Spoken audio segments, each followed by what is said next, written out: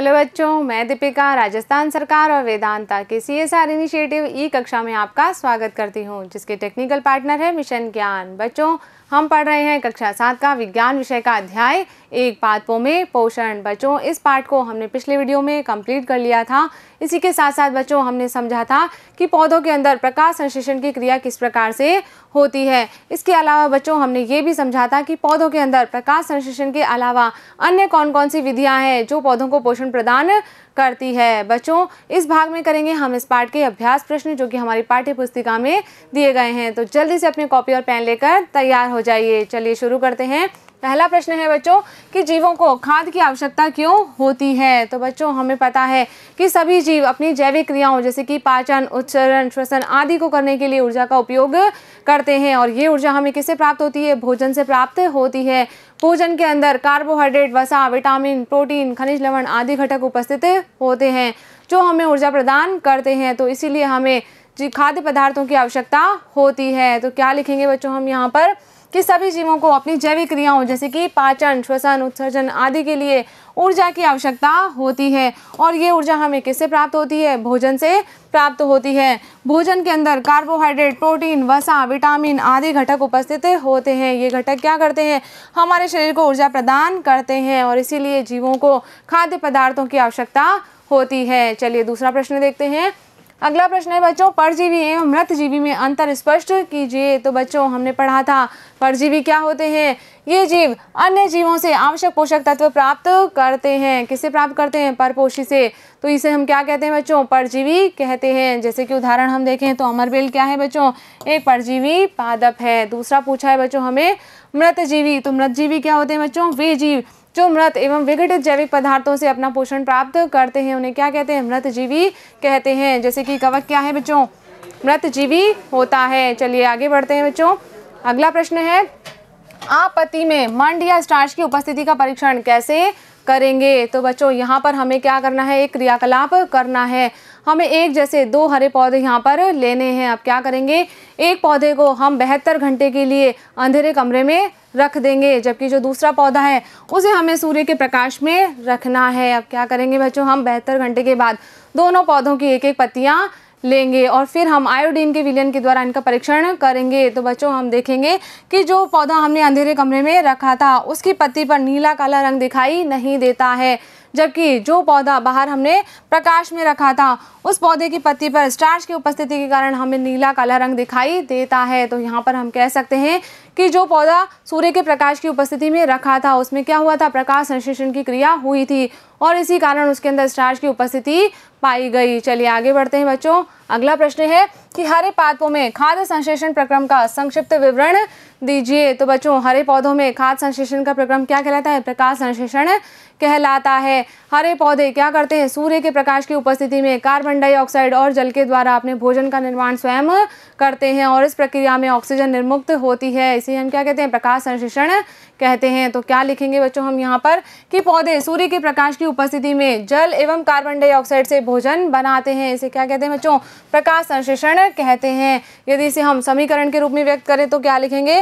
Carbon dioxide plus जल सूर्य के प्रकाश और क्लोरोफिल की उपस्थिति में क्या बनाते हैं बच्चों? कार्बोहाइड्रेट और जल ऑक्सीजन का निर्माण यहाँ पर करते हैं। बच्चों इस प्रक्रिया में क्या हो रही है? ऑक्सीजन निर्मुक्त होती है और जो कार्बोहाइड्रेट बनी है वो स्टार्च यानी कि मंड के रूप में पौधों में संचित हो जाती है। तो इस प्रकार से पौधों के अंदर खाद्य संश्लेषण का प्रक्रम होता है। चलिए आगे बढ़ते हैं। अगला प्रश्न है बच्चों, किसी प्रवाह चित्र की सहायता से दर्शाइए कि पादप भोजन के मूलभूत स्रोत होते हैं। तो बच्चों यहाँ पर हमने बात की थी कि जो हरे पेड़ पौधे होते हैं ये स्वयं के लिए और अन्य जीव जंतुओं के लिए भोजन का निर्माण करते हैं। तो बच्चों यहाँ पर चित्र में देखिए, ये जो हरे पेड़ पौधे हैं क्या कर रहे हैं? सूर्य के प्रकाश की उपस्थिति में भोजन बना रहे हैं और जो अन्य पोषक स्तर हैं वो किस पर निर्भर है बच्चों?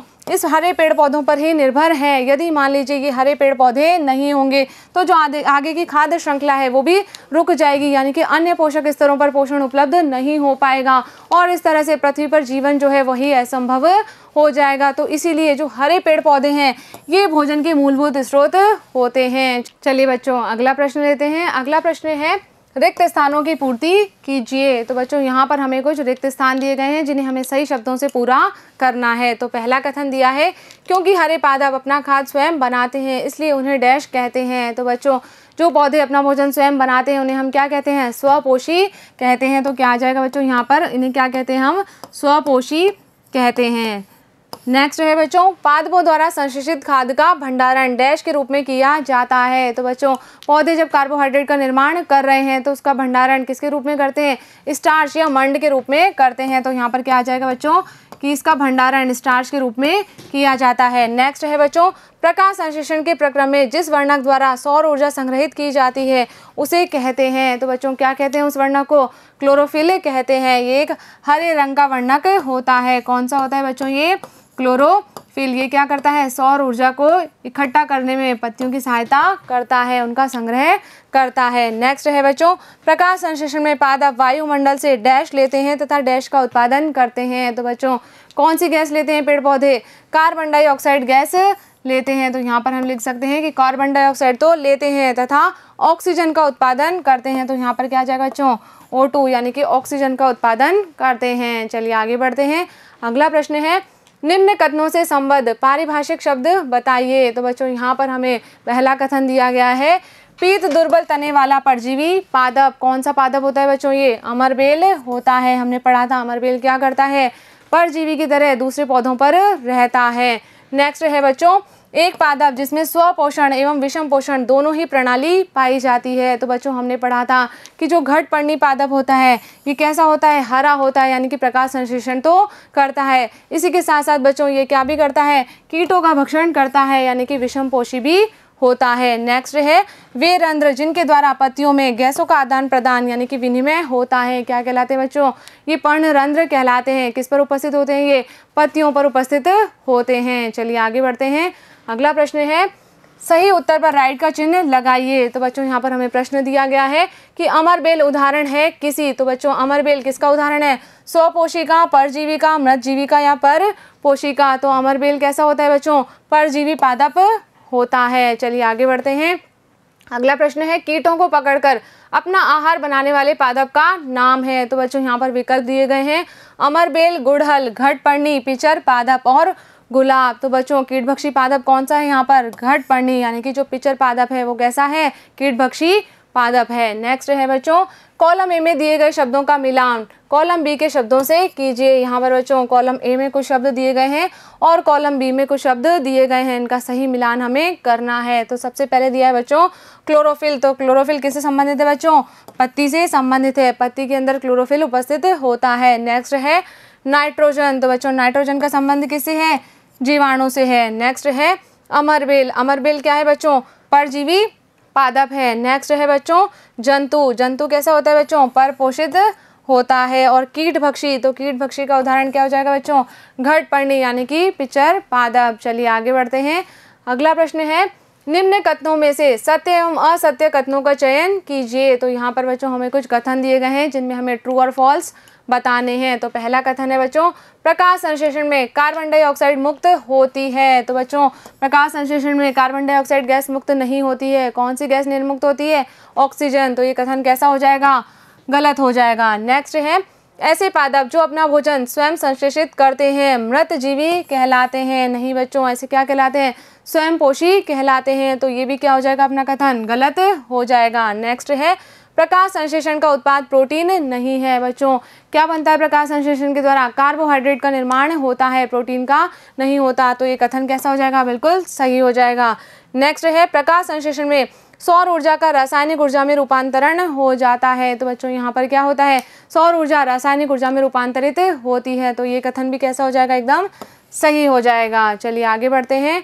अगला प्रश्न है, सही विकल्प चुनिए। बच्चों यहाँ पर प्रश्न दिया गया है, पादप के किस भाग द्वारा प्रकाश संश्लेषण हेतु वायु से कार्बन डाइऑक्साइड ली जाती है? तो बच्चों विकल्प दिए गए हैं हमें यहाँ पर, मूल रोम, रंध्र, पर्णशिराएं और बाह्यदल। तो बच्चों हमने पढ़ा था कि रंध्र के द्वारा क्या होता है? वायु से कार्बन डाइऑक्साइड पौधे में प्रवेश करती है। चलिए अगला प्रश्न देखते हैं। नेक्स्ट है बच्चों, वायुमंडल से मुख्यतः जिस भाग द्वारा पादप कार्बन डाइऑक्साइड प्राप्त करते हैं वह है।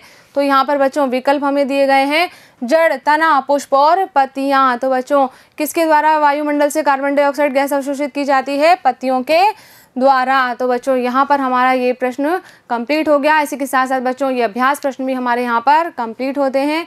मुझे उम्मीद है कि इन अभ्यास प्रश्नों को आपने अच्छे से समझा होगा और अपनी कॉपी में नोट भी कर लिया होगा। तो बच्चों मिलेंगे हम अगले वीडियो में अगले पार्ट के साथ। तब तक आप पढ़ते रहिए, आगे बढ़ते रहिए। धन्यवाद।